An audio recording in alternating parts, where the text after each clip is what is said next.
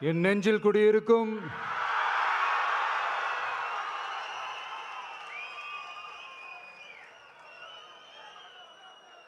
என்னுடைய தோழர்களுக்கும் தோழிகளுக்கும் தமிழக மக்களுக்கும் என்னுடைய வணக்கம்.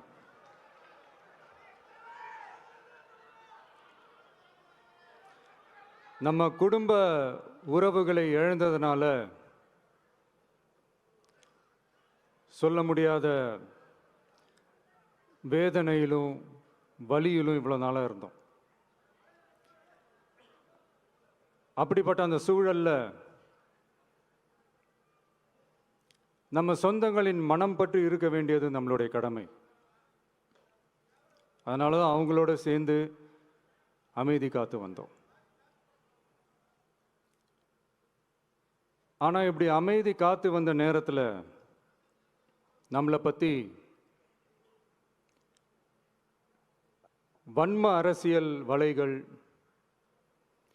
அர்த்தமற்ற அவதூறுகள்னு இந்த மாதிரி நிறையா விஷயங்கள் நம்மளை பற்றி பின்னப்பட்டன, பரப்பப்பட்டன.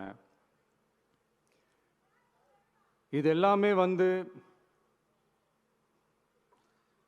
சட்டம் மற்றும் சத்தியத்தின் துணை கொண்டு துடைத்து எறிய தான் போகிறோம்.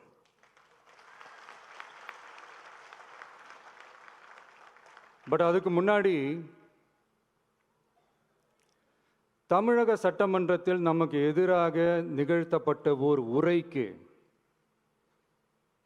ஒரு நாகரிக பதிலடி கொடுக்கணும்னு நான் நினைக்கிறேன்.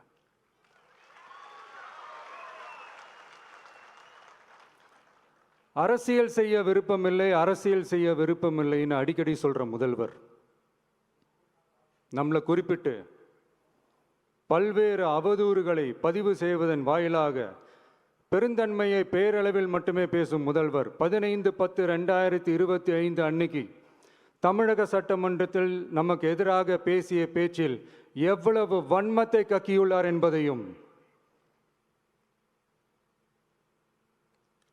எப்படிப்பட்ட ஒரு அரசியல் செய்ய முயல்கிறார் என்பதையும்